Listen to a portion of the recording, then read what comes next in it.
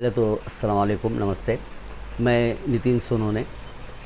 मैं फॉरेस्ट की तरफ से वन्यजीव संरक्षक हूँ, जो कि मैं कोई भी जानवर हो उसको पकड़ के जंगल में जाके छोड़ देता हूँ। और ये शायद फार्मेसी कॉलेज है या नेशनल कंपाउंड के पीछे वाला कोई हिस्सा है। तो वहाँ पे एक कारखाने में गफूर सेठ का फ़ोन आया मुझे कि आज मेरे कारखाने में एक सांप निकला है, बहुत बड़ा है। हम लोग सब डर गए। मालेगांव का माहौल ऐसा है कि जुमे के दिन में छुट्टी होती है और दोपहर नमाज अदा करने के बाद बहुत सारे मेरे मुस्लिम भाई वहाँ पर जमा हुए थे। मैं वहाँ जाकर पहुँचा, तो उसके पहले भी मैं वहाँ गया था। तो वहाँ पे 3 बड़े बड़े सांप थे, जो उनका पिछले महीने में मीटिंग, मतलब उनका प्रजनन होता है, यानी जिसको जोड़ी बोलते हैं, जुड़न बोलते हैं, उस टाइप का। तो वो टाइम में वो हमको कुछ छपड़े नहीं थे, तो मैंने ये सोच के गया था कि आज तो उसको पकड़ना ही है। तो हमने देखा कि एक प्लास्टिक गोडाउन था और उस गोडाउन में बहुत सारा प्लास्टिक रखा हुआ था और सांप वो गोडाउन में घुस गया था और उसको निकालने के लिए कोई मजदूर वहाँ पे नहीं थे जुमा होने के कारण। तो हमने फिर देखे कि थोड़ा बहुत निकाल के देखते हैं।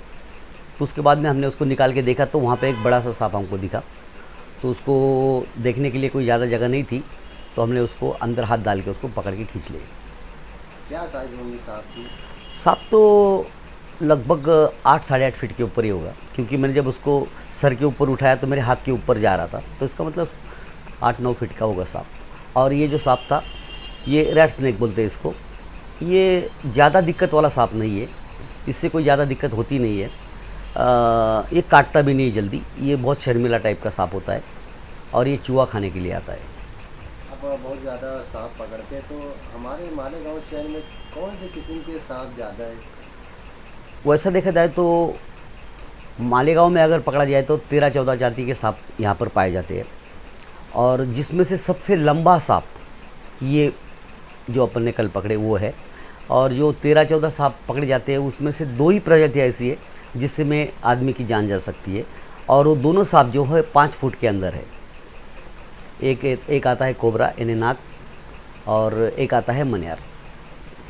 कई सांप दिखे कोई शहर वालों को, तो क्या एहतियात करना चाहिए या क्या उनको ऐसा करना चाहिए? देखिए, कई बार लोग ऐसे पूछते हैं कि खेड़ों में, देहातों में सांप ज़्यादा होते हैं या शहरों में सांप ज़्यादा है। तो मैं तो कहूँगा कि शहर में ज़्यादा सांप है और गांव में कम सांप है, क्योंकि वो कुदरती खेती में कहीं भी गायब हो जाते हैं, ज़्यादा दिखते नहीं है। मगर शहर में जो है कि इस्लामपुरा जो मालेगांव का एक एरिया है, जो बहुत घने आबादी का केंद्र है, जहाँ पे बहुत सारे लोग रहते हैं, और वहाँ पे कोई ऐसी जगह नहीं कि वहाँ पे सांप निकले। मगर कई बार हमने वहाँ पे भी पकड़े। तो इसका कारण ये है कि कब्रिस्तान उसके करीब है, और गटर जो है, नाली जिसको बोलते हैं, वो हर जगह पे जॉइन हुई है। और कोई भी कोई भी एक पड़ित घर हो, जो घर गिर चुका है या फिर खाली पड़ा है बहुत दिनों से, वहाँ वो जगहों पे सांप ज़्यादा रहते हैं। तो सबसे पहले तो सांप दिखे तो कोई भी आदमी का एक नेचुरली एक होता है कि उसको मारना चाहिए, ऐसा पहले से ही बना रखा है। मगर मारने जाओगे तो सांप बच के जाएगा, पूरे तरह से मार नहीं पाओगे, और उसको मारना यही एक पर्याय नहीं है। मैं तो सबसे गुजारिश करूँगा कि सांप जो है वो ऊपर वाले ने किसी मकसद से ही बनाया है, हर चीज़ को ऊपर वाले ने किसी मकसद से ही बनाया है। तो उसका एक मकसद है कि सांप जो है वो चूहे खाते हैं, और चूहा जो है बहुत ढेर अनाज खा जाता है। तो अगर आप सांप को बचाएंगे, यानी बचाएंगे इसका मतलब हमको कॉल करेंगे या फॉरेस्ट में कॉल करेंगे, तो कोई ना कोई एक सांप पकड़ने वाला बंदा वहाँ पे आएगा, सांप को आसानी से पकड़ लेगा और पूरी तरह से अच्छी से ढूंढ के पकड़ेगा उसको, और नज़दीक के जंगल में ले जाके छोड़ेगा। तो सांप भी बच जाएगा और इंसान भी बच जाएगा।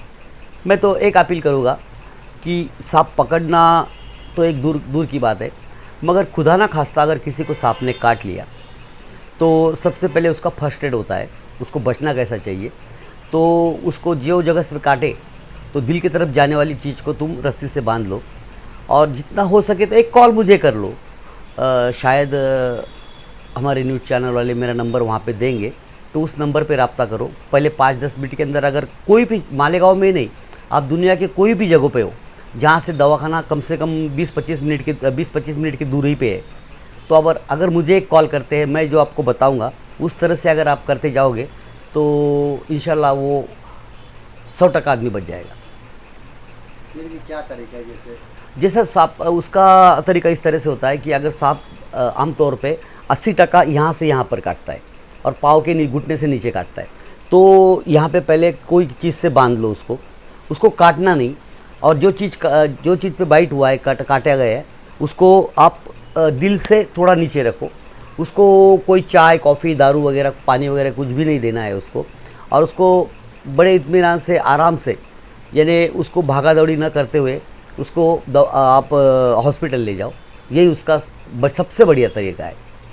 ये सिटी के अंदर बड़े बड़े कारखाने हैं हमारे गांव में, और ये कारखाने में ये भाई लोग हफ्ते में 7 दिन काम करते हैं, 1 दिन की छुट्टी होती है। उनका चेहरा ले, इनका चेहरा ले बोल। ये जुमे के दिन तो ये छुट्टी का दिन था, और छुट्टी के दिन में ये सब भाई लोग जो यहाँ पे बड़े परेशानी में थे। हालांकि ये जो सांप है, इसके साथ 2-3 सांप और यहाँ पे थे, तो वो तो कुछ मिला नहीं। और आपने तो पहले देखा ही है कि जो जगहों पे था वो एक गोडाउन था, और गोडाउन में प्लास्टिक का कचरा रखा जाता है। मालेगांव में बहुत बड़ा कारोबार है इसका, कारोबारी लोग हैं, और सांप के बारे में इनको ज़्यादा कुछ मालूमात नहीं है। सांप देखने के बाद डर जाते हैं, और सांप को तो कोई भी देख के डरता है। तो ये गफूर भाई का ये कारखाना है, और ये सब लोग यहाँ पे इकट्ठा हुए। बड़ी मुश्किल से इसको ढूंढ के निकाला गया है, और 2 सांप तो अभी बाकी है। और देखो ये देखो, ये इनके मालिक है, और ये देखो इन्होंने कॉल करके बुलाया था। एक 6, 6.5 फीट के, 7 फीट के एक बड़े ही सांप को यहाँ पे एक उन्होंने, और कई बार ऐसा होता है कि मुस्लिम लोग जो होते हैं वो सांप को मार डालते हैं, या वो किसी भी चीज़ को मार डालते हैं, ऐसे एक धारणा है। मगर ये देखिए, मालेगांव के अंदर जो गांव देहात के लोग ज़्यादा मारते हैं, बल्कि जो मुस्लिम समाज हमारे यहाँ का है वो सांप की इज्जत करता है, सांप को मारते नहीं है।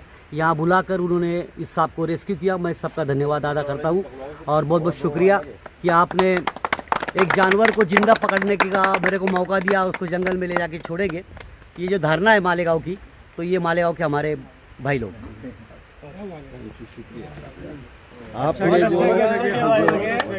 आपने जो काम किया, बहुत अच्छा काम किया, आपका बहुत बहुत शुक्रिया। बहुत बहुत शुक्रिया भाई, बहुत बहुत शुक्रिया भाई, बहुत शुक्रिया।